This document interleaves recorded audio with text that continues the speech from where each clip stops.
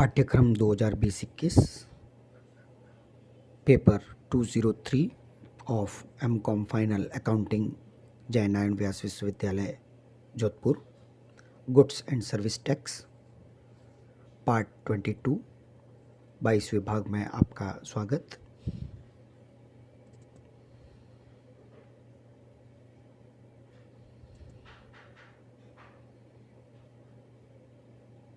जय नारायण व्यास विश्वविद्यालय द्वारा निर्धारित एमकॉम लेखांकन अंतिम वर्ष के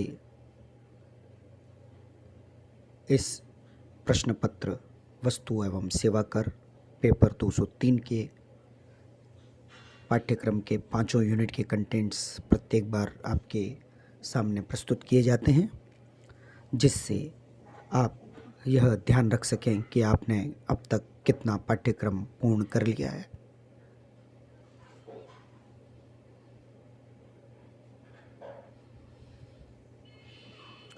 गत अध्याय से चालू रखते हुए हम प्रासंगिक परिभाषाओं को आगे बढ़ाते हैं। Relevant definitions. अगली महत्वपूर्ण परिभाषा है the next important definition is input tax credit means the credit of input tax section 2 subsection 63। Input tax credit का आशय इनपुट टैक्स की क्रेडिट से है जो धारा 2 उपधारा 63 में बताई गई है। इनवॉइस और tax invoice means the tax invoice referred to in section 31 as per section 266।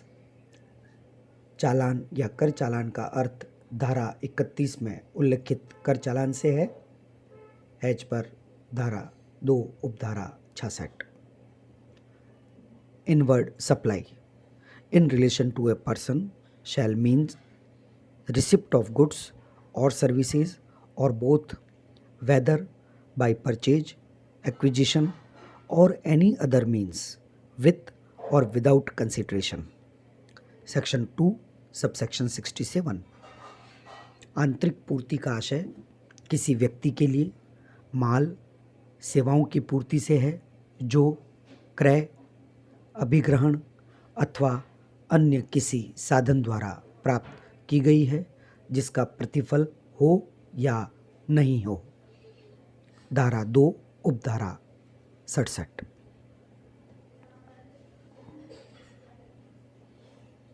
Motor vehicles shall have the same meaning as assigned to it in clause 28 of section 2 of the Motor Vehicles Act 1988 as per section 2 subsection 76। Motor vehicle का अर्थ वही होगा जो clause 28 जो धारा 2 motor vehicles act 1988 में दिया गया है as per section 2 subsection 76। Now let us understand what has been given in Motor Vehicles Act। आइए अब हम समझते हैं मोटर व्हीकल्स एक्ट में क्या दिया गया है। मोटर व्हीकल और vehicle under the motor vehicles act 1988 means any mechanically propelled vehicle adapted for use upon roads, whether the power of propulsion is transmitted thereto from an external or internal source and includes a chassis to which a body has not been attached and a trailer, but does not include a vehicle running upon fixed rails or a vehicle of a special type adapted for use only in a factory or in any other enclosed premises, or a vehicle having less than 4 wheels fitted with engine capacity of not exceeding 25 cubic centimeters as per section 2 subsection 28 of Motor Vehicles Act 1988। Motor वाहन अथवा motor वाहन अधिनियम 1988 के तहत वाहन का अर्थ किसी यांत्रिक पद्धति से चालित वाहन से है जिसको सड़क पर उपयोग के लिए अंगीकृत किया गया है, चाहे चालक शक्ति का उसमें संचरण आंतरिक या बाहरी स्रोतों से किया गया हो, और इसमें शामिल है ऐसी चेसिस जिस पर बॉडी नहीं जोड़ी गई है और ट्रेलर, परंतु ऐसा वाहन शामिल नहीं है जो स्थिर पटरी पर चलता है, अथवा कोई विशेष प्रकार का वाहन जो केवल कारखाने या अन्य किसी भवन में उपयोग के लिए अंगीकृत किया गया है, अथवा ऐसा वाहन जिसके 4 से कम पहिए हों और जिसकी इंजन क्षमता 35 क्यूबिक सेंटीमीटर से अधिक नहीं हो। ऐसा धारा 2 उपधारा 28 जो मोटर वाहन अधिनियम 1988 की है उसमें बताया गया है।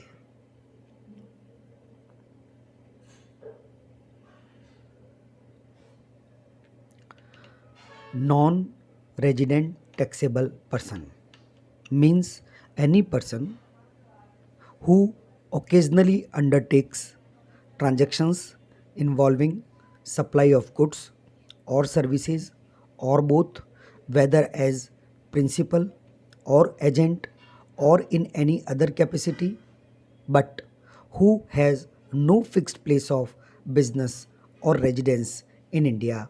Section 2 subsection 77।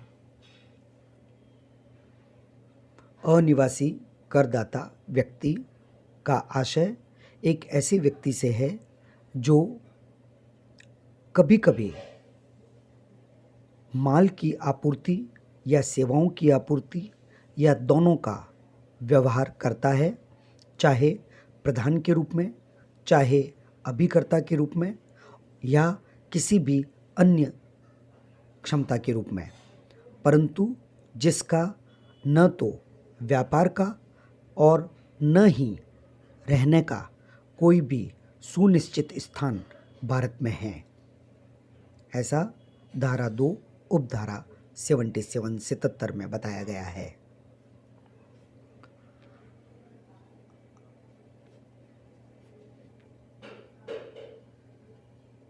Output tax in relation to a taxable person means tax chargeable under this tax on taxable supply of goods or services or both made by him or by his agent, but excludes tax payable by him on reverse charge basis as per section 2 subsection 82।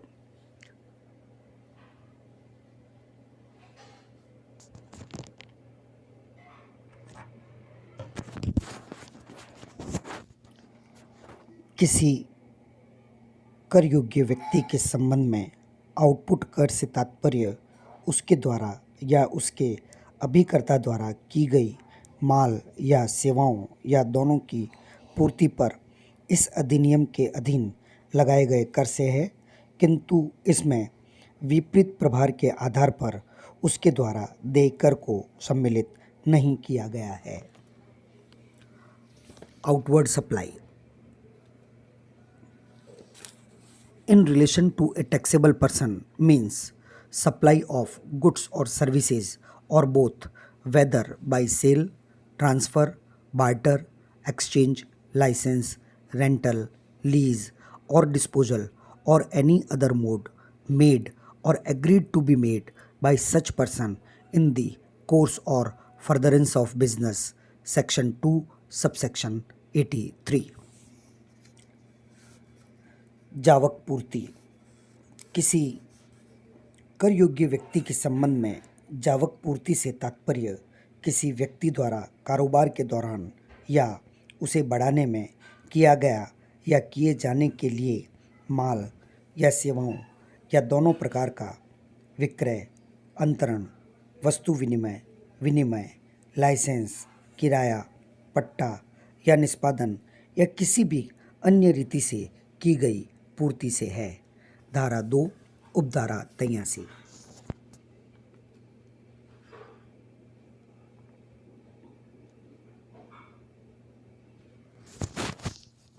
Place of business includes a place from where the business is ordinarily carried on and includes a warehouse, a godown, or any other place where a taxable person stores his goods, supplies, or receives goods or services, or both, or B. A place where a taxable person maintains his books of accounts, or C. A place where a taxable person is engaged in business through an agent by whatever name called. Section 2 subsection 85। कारोबार का स्थान इसके अंतर्गत निम्नलिखित सम्मिलित है। ए वह स्थान जहां से मामूली तौर से कारोबार किया जाता है और इसके अंतर्गत कोई भंडार,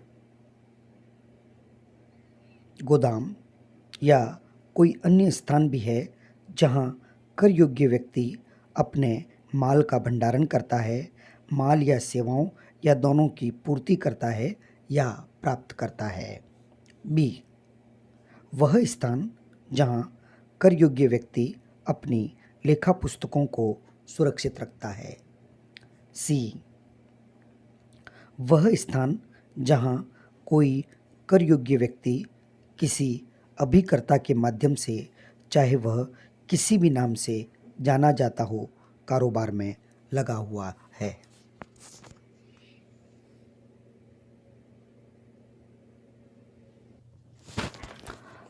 quarter shall mean a period comprising 3 consecutive calendar months ending on the last day of March, June, September and December of a calendar year.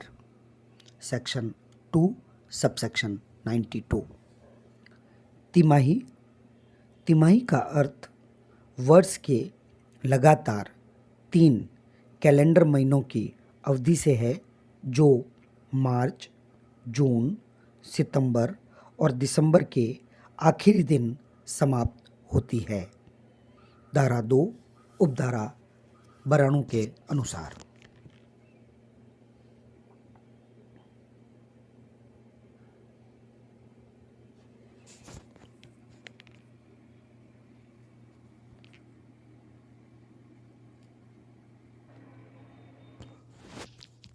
Recipient of supply of goods or services or both means A. Where a consideration is payable for the supply of goods or services or both, the person who is liable to pay that consideration।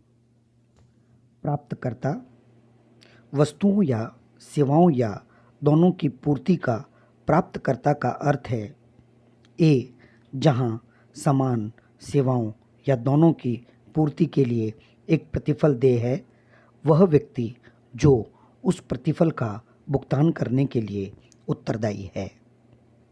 B where no consideration is payable for the supply of goods, the person to whom the goods are delivered or made available or to whom possession or use of the goods is given or made available। जहां माल की पूर्ति के लिए कोई प्रतिफल देय नहीं है, तो जिस व्यक्ति को सामान वितरित या उपलब्ध कराया जाता है या जिसके पास माल को सौंपा जाता है या जिसे उसका उपयोग करने के लिए उपलब्ध कराया जाता है।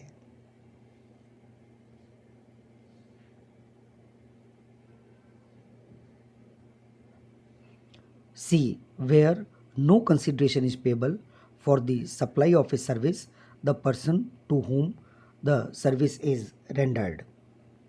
जहाँ किसी सेवा की पूर्ति के लिए कोई प्रतिफल देय नहीं है, जिस व्यक्ति को सेवा प्रदान की जाती है। And any reference to a person to whom a supply is made shall be construed as referred to the recipient of the supply and shall include an agent acting as such on behalf of the recipient in relation to the goods or services or both supplied. और जहाँ किसी व्यक्ति को सेवा प्रदान की गई है को पूर्ति करने के लिए किसी व्यक्ति का संदर्भ पूर्ति के प्राप्तकर्ता के रूप में लगाया जाएगा और उसमें एक एजेंट को भी शामिल किया जाएगा जो कि उस व्यक्ति की ओर से सामान या सेवाओं या दोनों की पूर्ति के संबंध में प्राप्तकर्ता की तरफ से कार्य करता होगा। सेक्शन 2 सबसेक्शन 93 धारा 2 उपधारा 93 93। इसी प्रकार शेष बची हुई अन्य परिभाषाओं के बारे में अगले व्याख्यान में बात करेंगे। धन्यवाद।